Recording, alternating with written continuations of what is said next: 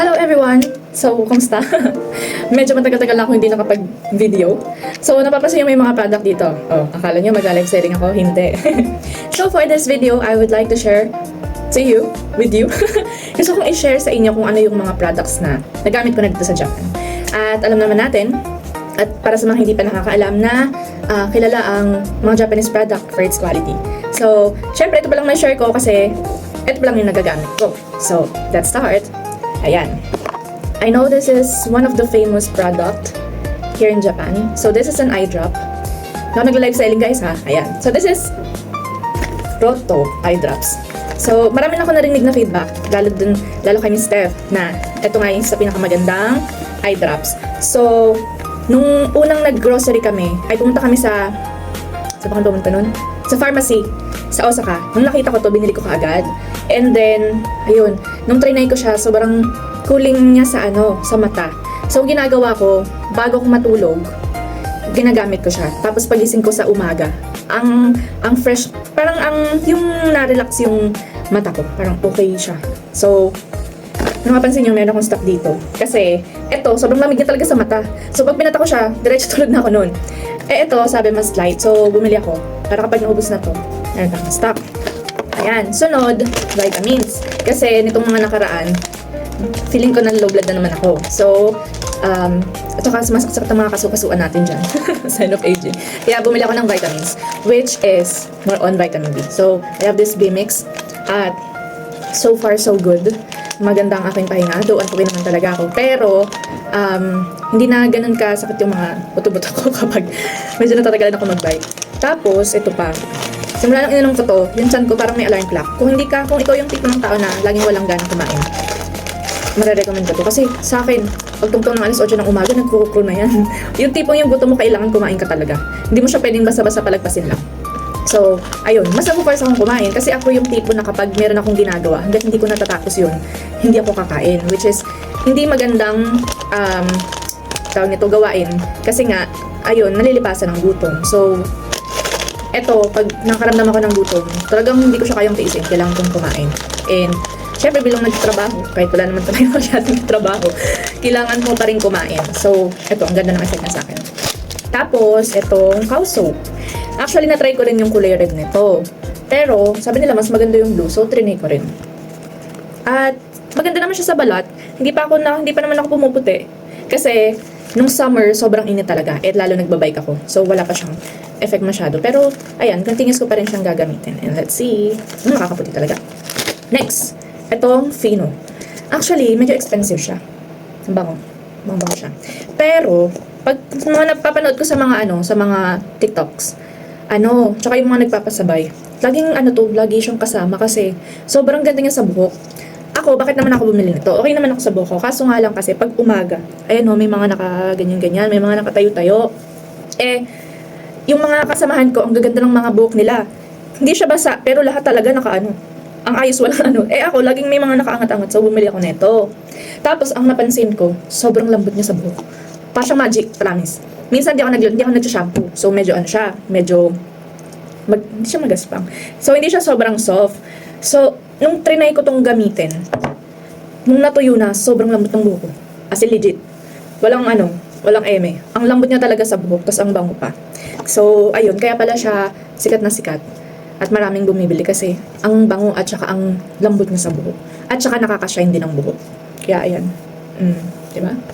Tapos, eto. Hindi ko siya alam basahin eh. Leo ata to. Eh, nakalimutan ko kung ano yung basa dito. Pero, ito naman ay shampoo. Pero medicated shampoo. Binili ko to kasi nung mga first week na nandito kami sa Japan.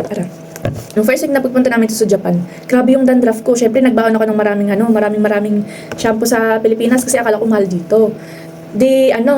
Grabe yung dandruff ko talaga, malala. So, nag-check ako ng mga kung ano yung pwedeng gamitin. So, ito, trinay ko nga siya. And, legit naman siya. Actually, meron pang isang kulay nito ay kulay green yun. Pero, sabi, ito yung mas focus sa dandruff. So, siya yung trinay ko.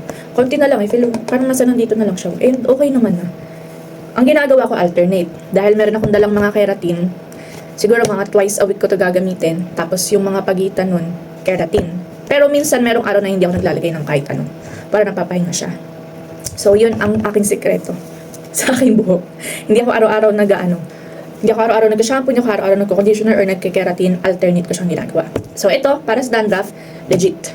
And then, ito, na-try ko nung nagpunta kami ng Tokyo. Kasi, yung hostel na pinagstayan namin, so yung lababo nun, yung lababo dun, merong mga ganito. Eh, syempre, curious ako. Libre naman siya gamitin, trinay ko. So, nung umaga na yun, after namin maligo, tapos bago mag-makeup, ginamit ko siya. Tapos, nakaka-refresh. Ang fresh ng mukha ko nung time na yun. Kahit ito yung sa kapatid ko, sabi niya nung araw na yun, ay wow, first time ang fresh mo. Ganun. So, pag uwi ko dito sa bahay, sa Wakayama, bumili na ako ng sarili ko. So, ayun. Ginagamit ko siya, pangalan niya, Hatumugi Skin Conditioner. Para siyang, parang bigas. Yun. So, ang ginagawa ko lang, hindi ako gumagamit ng cotton. Nilagay ko lang siya sa kamay ko, tapos tsaka ko nilalagay. So, ginagamit ko siya pagkatapos kong maligo sa umaga, bago ako mag-makeup. Nakaka-fresh siya ng balat. So, yun. Very bad to. And then, isa pa. Ito. Actually, ito yung mga unang-una ko talagang biniling product. Ito, kasi nung mga unang week din namin, pagpunta rito sa Japan, grabe naman, tinitigyawat naman ako malala. So, hindi tayo pwedeng manatiling ganon, girl. Kaya, bumili ako ng facial wash or facial cleanser. Kasi, syempre, sabi nga nila maganda daw mga product dito. So, I tried. And, nung time na yon sobrang nagtitipid ako. Kaya, ito yung pinakamura kong nabili. Pero, meron pa dun perfect whip. Mas marami ako nakitang mga views na maganda daw yun. Pero kasi, nung time na bibili ako, mas mahal yun. Kaya, ito yung pinili ko. Pero, okay lang naman kasi, napansin ko na wala naman din yung matigyawat ko. Mas malala talaga yung mga pimple marks ko nung unang punta ko dito. So, nakatulong naman siya. Marami pang ibang variants nito. Pero syempre, pink lover, kaya ito yung pinili ko. So, ayan. Must try din siya. Tapos, ito yung binidyo ko na nung nakaraan. Plastic na pwedeng ipang cover sa sapatos kapag umuulan. So, bakit ko siya sinama dito? Kasi, sobrang natuwa talaga ako dito sa product na to. Kasi nga, alam mo yun, yung sapatos ko kasi kulay itim. So, puti. So, ayoko siyang nadudumihan, di ba? Lalo nagbabike ako, ang hirap. Kahit magkaputi ako, nababasa yung sapatos ko. So, nung nakita ko na meron palang ganito, sobrang, ang galing talaga. So, sabi ko, nung nakita ko to, sana may ganito rin product sa Pinas. Kasi, syempre, alam mo naman sa Bulacan, bahain, di ba? At, lalo nung time na nag-work ako, nagmamotor ako. So, nababasa yung sapatos ko. Kaya nagbabaan ako lagi ng tsinelas. Pero, pag may ganito ka, kahit di ka na magpalit ng sapatos, protected ang shoes mo. So, yun lang. Nagpa-promote. Ayan. Tapos, ito naman, sabi ko na ba lahat? Ito naman yung pinaka-last kung nabili. As in, kakabili ko lang neto. Kasi, nung nag-summer, nung nag-change yung weather, yung climate. Nagdodry yung yung balat ko. Tapos, minsan may bilog-bilog, which is hindi ko alam kung bakit. And then, nagtanong ako dun sa ALT ko kung normal ba yun. Kasi may magkasakatok sa balat. Pero normal lang pala yun. Kasi na-experience din nila. So, ayun, nabanggit nila na ginagamit nilang sabon, body soap, is goat's milk. So, nagkataon naman nung nakaraang linggo, pumunta ako ng Don Quixote at nakita ko to. At nagulat ako kasi, ang laki niya. 1.8 liter. Tapos, ang dami pang flavor talaga. Ang dami pang variants nito. Merong goat's milk with chocolate, goat's milk with shea butter. Tapos, meron pang kulay yellow. Basta parang 4 or 5 variants yun. Ito aloe vera. Syempre, pag aloe vera, di ba, parang mas nakaka-soft skin. So, ito yung trinay ko. At, nung ginamit ko siya, legit, ang galing. Kahit hindi ako mag-lotion. Tapos, ang dulas ng ang dulas ng balat ko. Tapos malambot. Tapos wala na yung mga bilog-bilog. Hindi na siya nangangati. Kaya ang galing. Gusto ko man itong isama dun sa pasabay. Kaso nga lang, ang laki kasi. 1.8 liters agad. Ang bigat na ito. Pero magkano nga ba ito? Nakalimutan ko. Pero, hindi ito mahal. Promise. Kasi kung mahal ito, hindi ako bibili. Alam, mga kaibigan ko yan. Basta binili ko, ibig sabihin mura yun. Ibig sabihin, yun, affordable yun. Kasi ako yung tipo ng taong hindi basta bumibili ng mamahaling bagay. So, ito, hindi na siya ganun kamahal. Tapos, sulit pa. So, itong 1.8 liters na to, siguro, 2 months ko na itong gagamitin o mahigit pa. Diba? Goat's Milk Body Shampoo. So, ayun lang. Kaya, masasabi ko, talagang legit, magaganda yung mga products nila. At kung meron pa akong mga iba pang mga bibilhing products, isi-share ko rin sa inyo kung ano yung experience ko. So yun lang. Thank you for watching. Shalom and God bless.